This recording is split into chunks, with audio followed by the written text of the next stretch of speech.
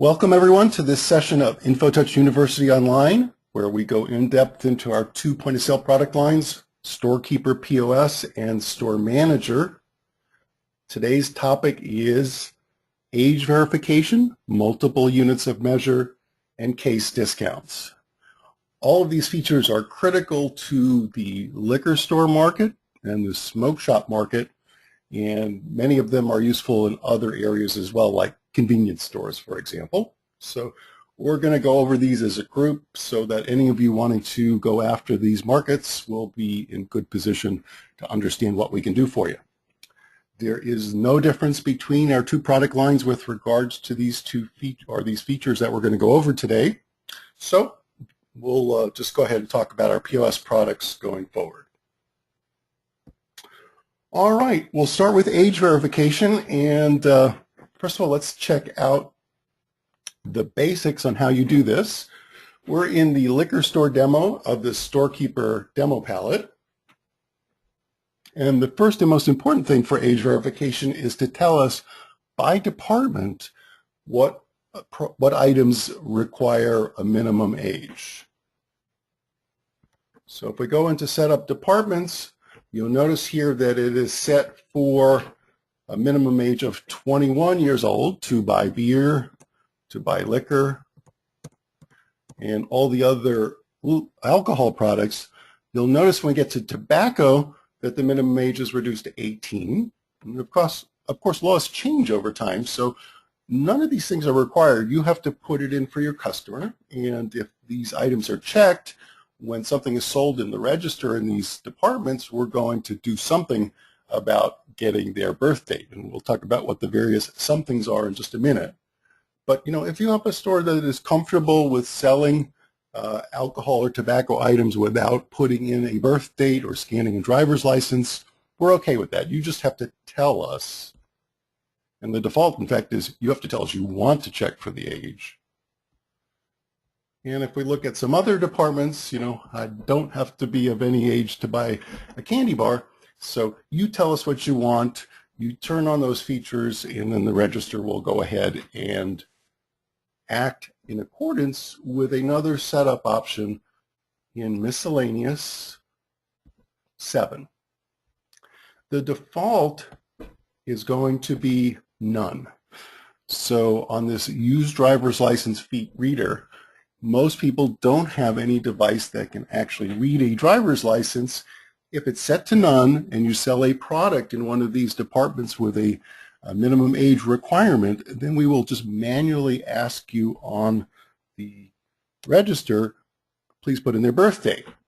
And for the rest of that sale, once the birth date is entered, we will use that birth date to determine whether the customer is eligible to buy the product. So if an 18-year-old goes up and buys a pack of Marlboros, we'll be fine with that. But once that's entered, if they try to buy some beer, we won't let them do it. Of course, they can always go to the next transaction and put in a fake birth date, and that's where our two driver's license reader options come in. So the first is been there for a while, and quite frankly is not very popular. It is a reader, a separate reader from any of the other POS devices from a company called Tricom. The device name is IDE, and it could read the driver's license, last I checked, of 49 of the 50 states. The exception being my state of Georgia, which made testing with it rather interesting. But in any event, what has happened since we've added this interface several years ago is that it's very clear it is way too expensive to be of use to most customers. We have some of them out there. It does work. You can certainly go ahead and use it, but it's very pricey and just has not been popular. So we have been looking for a little while, and based on the feedback from some of our good resellers, we took a look at another option which we just introduced last month or the month before, very recently. And we think this is going to be the way to go going forward. So Honeywell, Metrologic, for those of us who have been in the industry for a while, makes probably the most popular barcode scanners for our dealers on the market. Now the bottom basic barcode scanner works just great for ringing up items, will not support what's called the EasyDL, DL for driver's license option. but they have somewhat more upscale scanners, way cheaper than the Tricom readers, that you can use, and it will scan currently the driver's license of 48 of the 50 states. The 2 states it does not currently do are California and New Mexico. All other states have a 2D barcode on their driver's license, including Georgia, and you can go ahead and scan that with the same scanner that you use to ring up beer, wine, or anything else. So you don't have to have an extra device. You pay a little bit more for the scanner, and it's a very effective option. As we'll see in just a minute, in addition to picking up the birth date off the driver's license, which is the only thing the Tricom device does, the Honeywell scanners will actually also give us lots of other information, name, address, and such, and you can use the driver's license to fill in the customer information, and we'll show that in just a minute as well. So that means that this option is really not just targeted towards liquor stores and smoke shops. If I'm in a clothing store, I'm probably more proactive about trying to capture customer information, especially a high-end clothing store or jewelry store or what have you. And entering that information is really kind of tedious. So to have the driver's license fill it in for you automatically and correctly is a really nice feature. So we're currently set to using the Honeywell EasyDL interface. Do bear in mind that this is an add-on option. It does not come with the software. So take a look at your price order forms to figure out what the price is. It is currently $99 per store for storekeeper, and I think it's $199 per store for store manager. Okay, so this is how you set up age verification within the system. The next step is to go to, you can find it here, the register module. All right, so I'm going to buy a bag of ice. No need for a driver's license. Now I'll go ahead and buy some liquor. And we'll pick out some brandy. And it is now asking for our driver's license because the liquor store department was set up for age verification. Actually, let me go back to setup for just a quick second. I forgot to mention that there is a security level to manually enter a driver's license birth date. And in fact, I believe if we go back into this, it is set for assistant manager. So let's say you're in Arizona and somebody from New Mexico comes along and you can't read their driver's license. You'd still like to sell them some alcohol, but you may not want to leave it wide open for everybody because you're going to have people who are going to want to sell it to their 20-year-old best friends and try and get around it. So you can set a security level if we can't read the driver's license. And that is anything from none, record only, the 8 different password levels, and if you're really sensitive about it, let's say if you're in some area where the police crack down extremely hard, and we've seen people get $25,000 fines for selling alcohol to a minor, you can just set it to never allow. And that means there's absolutely no way that anybody can sell items in minimum age departments without getting a driver's license scan. Okay, but as I said, this is currently set to assistant manager. So if I hit manual entry, I get prompted for a password. That's a bad password. Okay, let's say I'm trying to fool the system. Well, when we hit cancel, the software said, okay, you can't give me the correct password. I'm not going to let you go ahead and enter in the birth date. Let's try it again.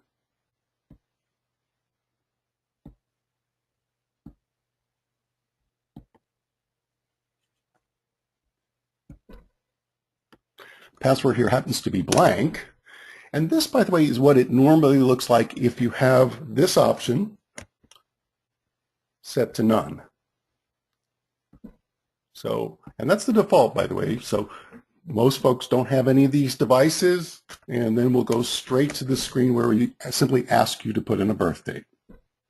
There's no way around this, by the way. If you are comfortable, if you're looking at some senior citizen who's a little obviously over 21, but they don't have their driver's license, just put in a date that makes them 21 years or older, and we're in good shape. You'll notice once we do that, birth date entered, and that will stay for the rest of the transaction until either you finish it out, close it out with the tender types, or do a clear sale.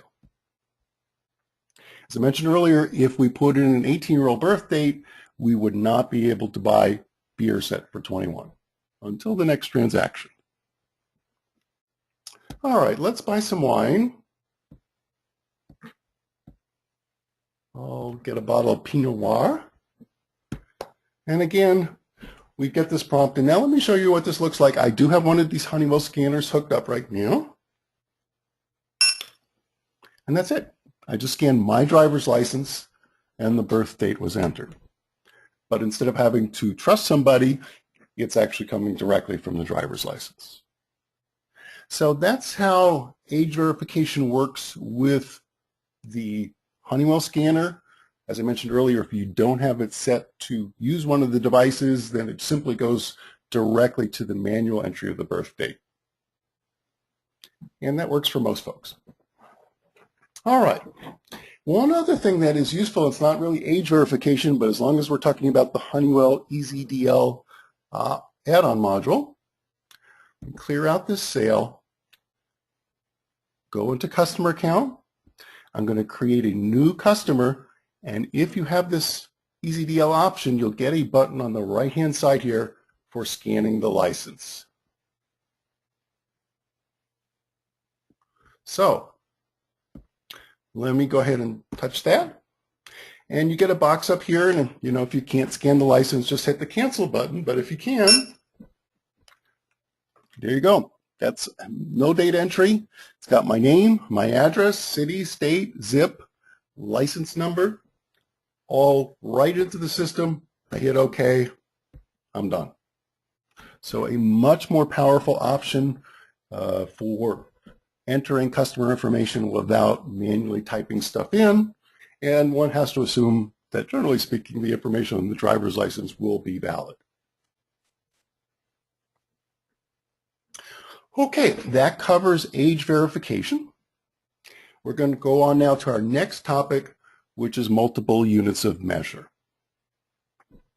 So if I am in this market and I'm going to sell some beer, let's actually cancel out of this for a second. I'll start from scratch again. I'm going to sell some beer, and I'm going to sell a case of Bud, or some sort of Bud. So here's Bud in 12-ounce bottles in a case with 24 bottles, 4 six-packs. Very, very common in this business to not just sell cases. I'm going to sell cases, yes. I'm going to break those cases apart and sell six-packs and singles and maybe 12-packs, and multiple units of measure, which is a feature in our inventory record and used in the register module, allows you to track those sales to a specific SKU or item.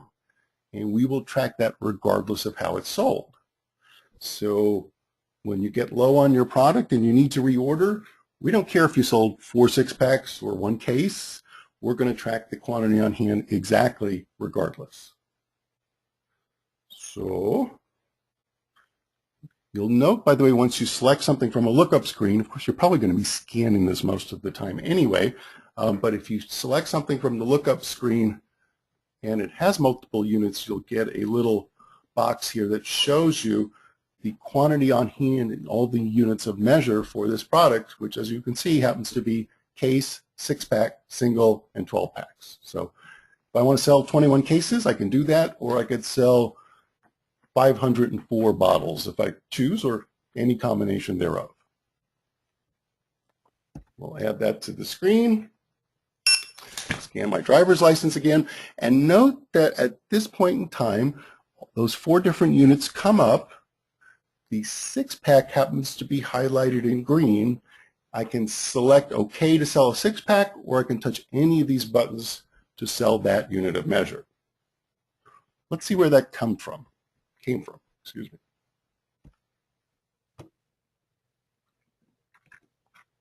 Here in the inventory module, let's take a look at beer. It's a domestic Bud. And it is the second choice, which happens to only come in the 4x6 case right now. So you set up multiple units of measure in the Special Features tab. If this is not already checked, you would check it and then it would go straight into this screen. And in a second, we'll go ahead and add multiple units to an existing item so you get the flow of how this works from scratch. So every item, whether it's got multiple units or not, has a stocking unit. If you don't have multiple units, you get to enter it directly into the inventory record in this screen. But when you have multiple units, you first tell us the names of the units that you sell.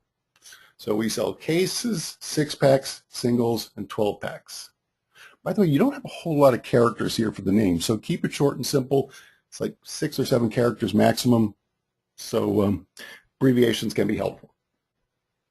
One of these units, in this case it happens to be the 6-pack, must be designated as the default selling unit. And if you forget to do that, the software will just insist that you do it.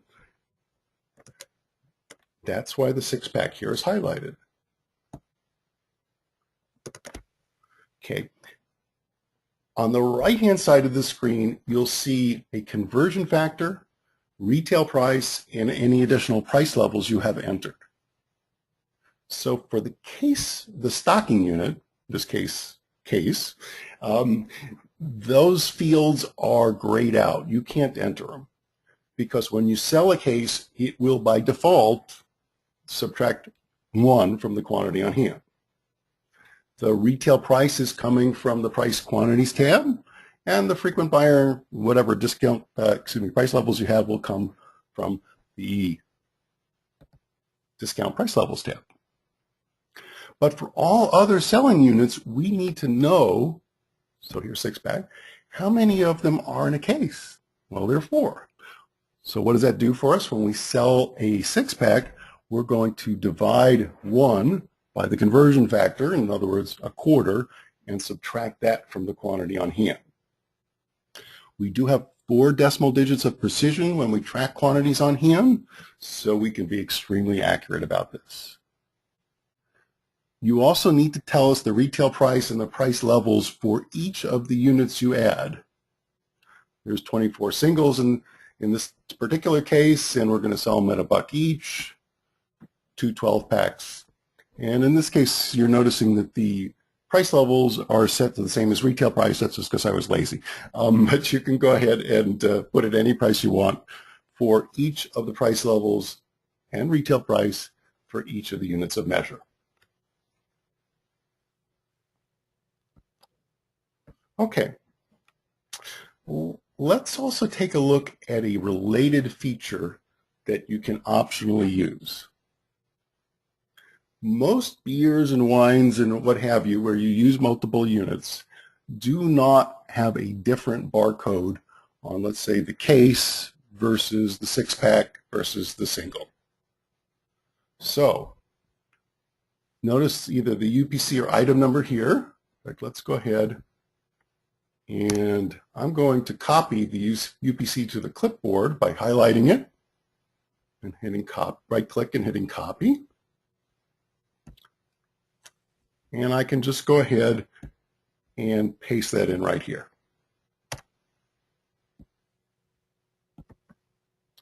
So this is exactly the same as what we did the last time. Instead of finding the item by description, we found it by the UPC, which does not give us any indication of what unit of measure to use, and that's usually the way you want it to work.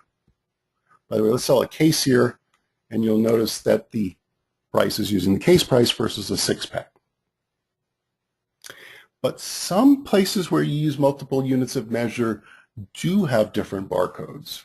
For example, Coca-Cola's and high-end consumer packaged goods from the major manufacturers where I am getting a case of Cokes from the store, from my vendor. And when I break that apart and sell six-packs and singles or whatever the units happen to be, they have different barcodes on them. So when I sell a single and I scan that barcode, it would be nice not to be prompted for whether I'm selling a case or what have you. And we can support that with the alternate keys feature. So when you have an item with multiple units and you go to add an alternate key, in addition to putting in whatever key you want, and alternate keys, by the way, are up to 24 characters alphanumeric, so pretty good for most anything you're going to want to find. You'll also see the unit of measure option. You won't see it for anything that doesn't have multiple units, and the default will be none, meaning that we'll go ahead and prompt you for all the options. But you can have something in there that is directly tied to, let's say, a single. And in fact, I've got one in there, so I'm not going to save this. You'll notice that this first alternate key here happens to be tied to the single unit of measure. And I'm going to copy that guy and paste it in here. And watch what happens when I sell this one. If I scan this barcode, and I'm pasting it in, but of course you normally do this with a barcode scanner. And it sold you the case without, the single without asking you for what unit of measure you wanted to use. So that's a very useful option for those items where the manufacturer has separate barcodes. I did say I wanted to show you how this worked from scratch. So let me do that right now.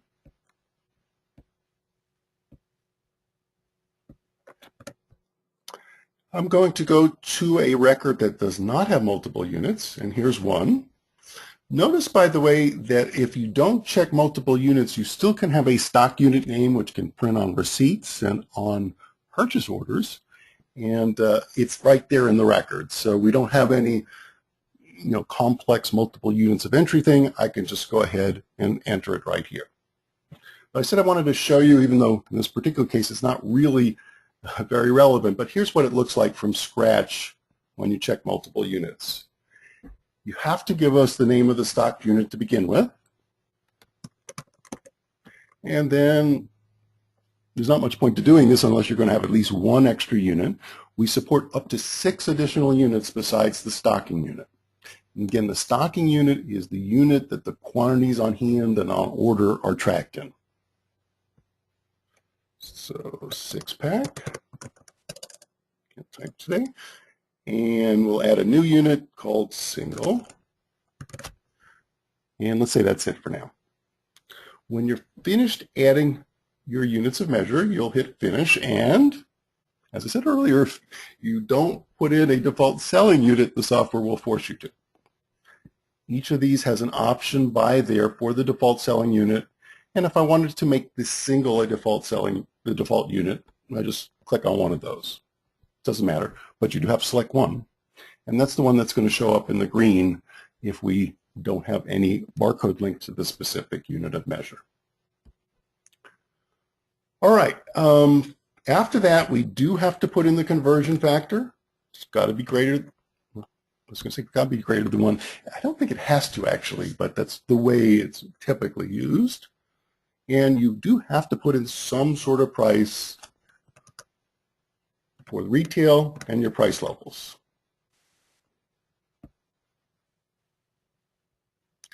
Now, I only put in singles at this point, and it is noting that I haven't put in the prices for the 6-pack and the conversion factor, so we'll go ahead and put those in. So that's how you enter multiple units. I'm going to not save this. And by the way, if I go into alternate keys on an item without multiple units, you notice there is no option, quite reasonably, for selecting the unit of measure when you scan that alternate key.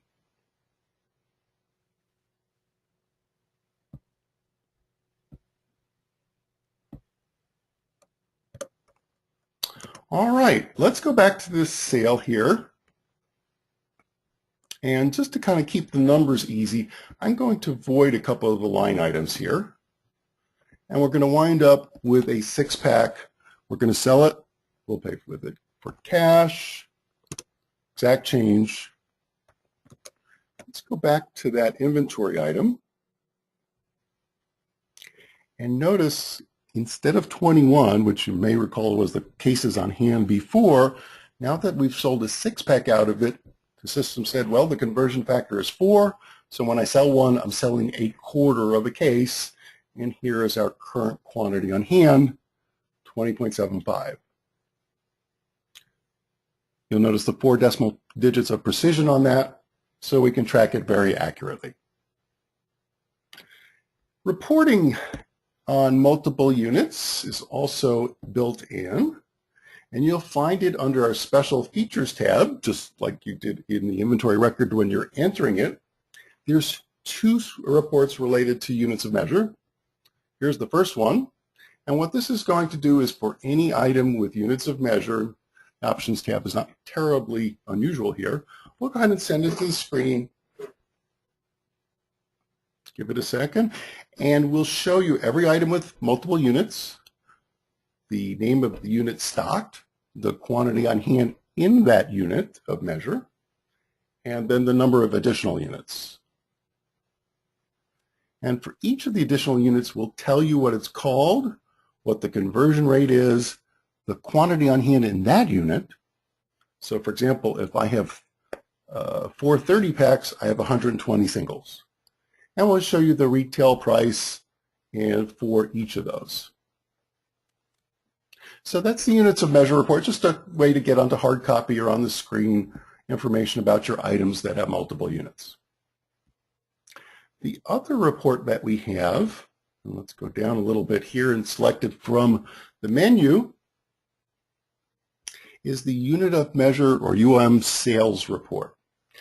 Now when we sell something in the register module, we will typically report on it in various places, including the Transaction Manager module, electronic journal.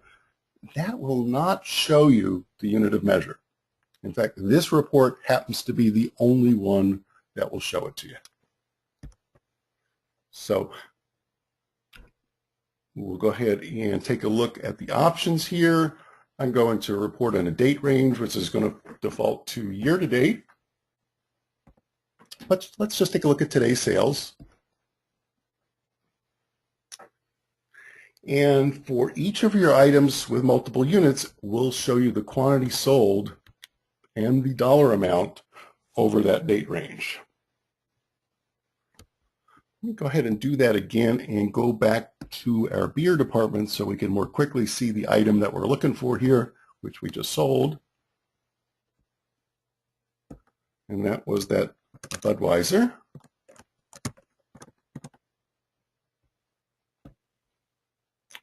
This to be the second one. And we'll go ahead and select it.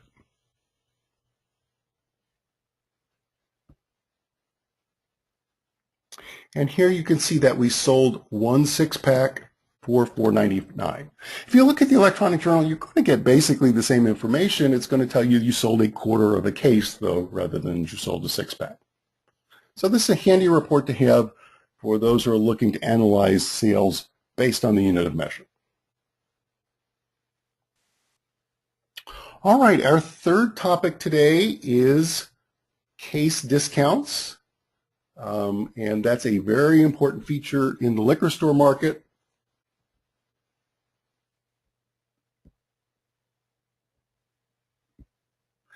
Let's go ahead and see how that is done. So, case discounts is a term used by people in the industry. In InfoTouch speak, where this feature is not specifically restricted to liquor stores, we use the name threshold discounts. So if I go into any particular record, I'll go into a candy item to begin with. I don't really care what it is.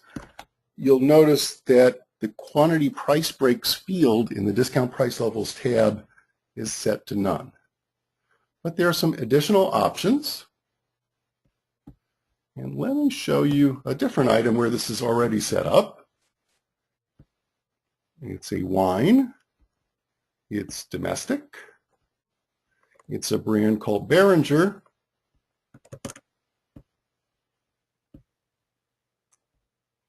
And here we have some type of wine in a 1.5 liter bottle. Threshold discount is now set to, or the quantity price breaks is set to threshold retail.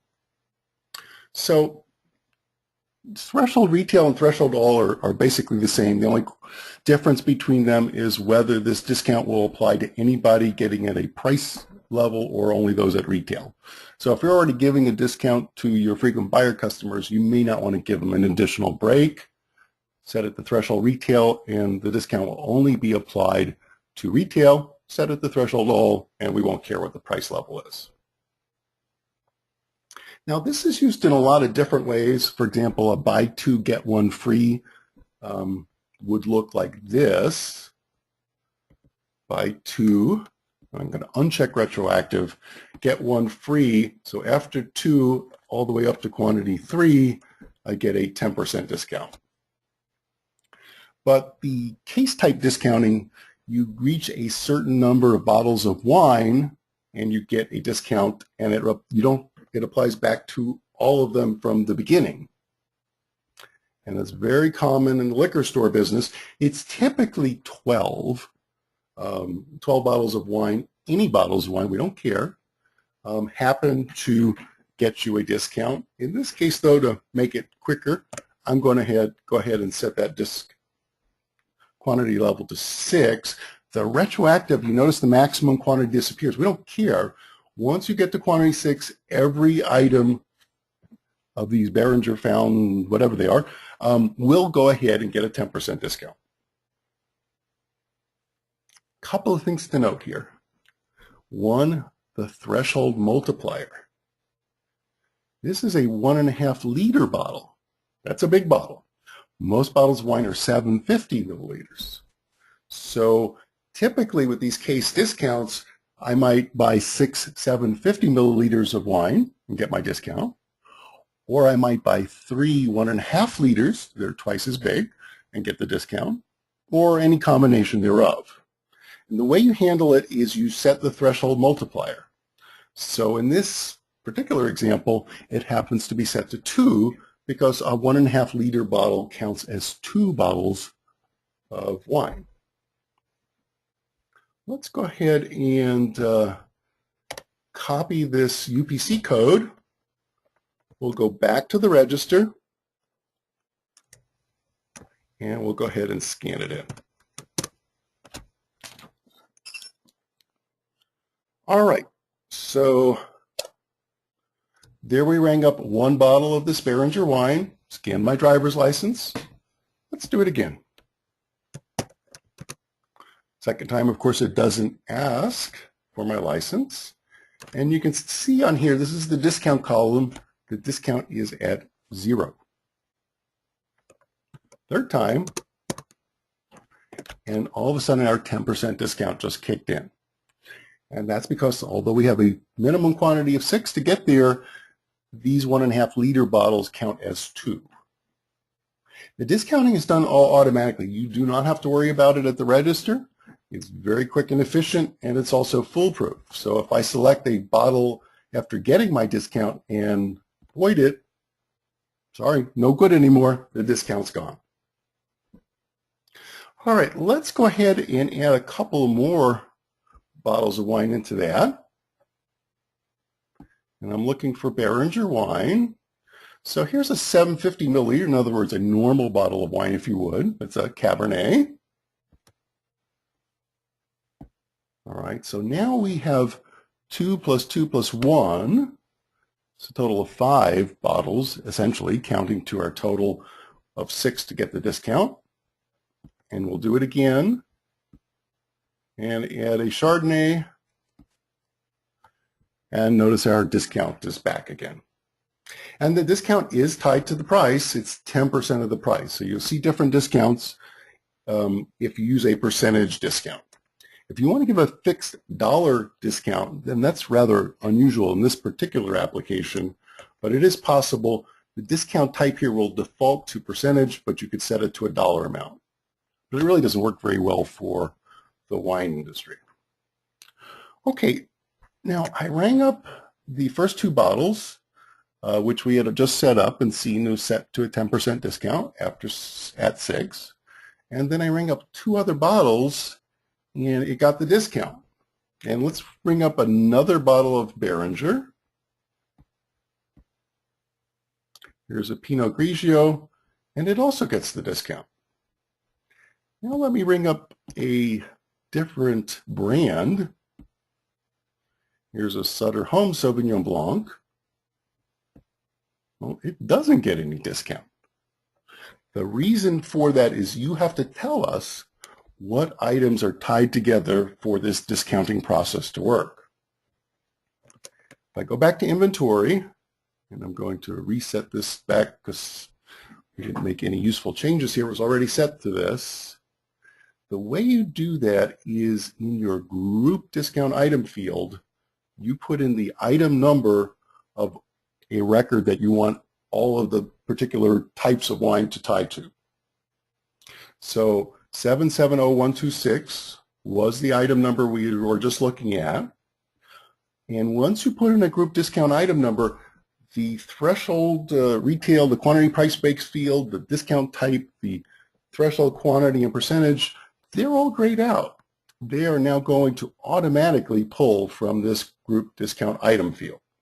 So we're going to take a look at that record. We're going to pull it over and we're going to say everybody's going to be ringing up from this particular record. The one thing you do get to vary is that threshold multiplier. So a 750 milliliter bottle only counts as 1. If I got rid of this group discount item number, then I can go ahead and put in a separate quantity price break schedule for it.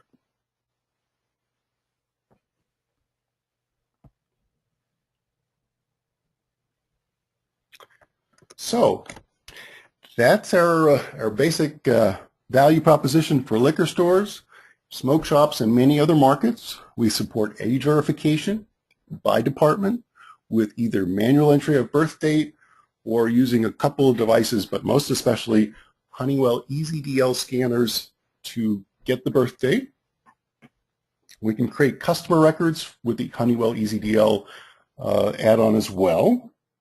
We support multiple units of measure, which is critical in liquor stores and many other businesses. And we support automatic discounting when you reach a certain level, which is another feature that is, again, very, very common in the liquor store market, which happens to be our single best market. Smoke shops are coming up and convenience stores as well. But we have now covered our topics for today. Thank you very much for attending.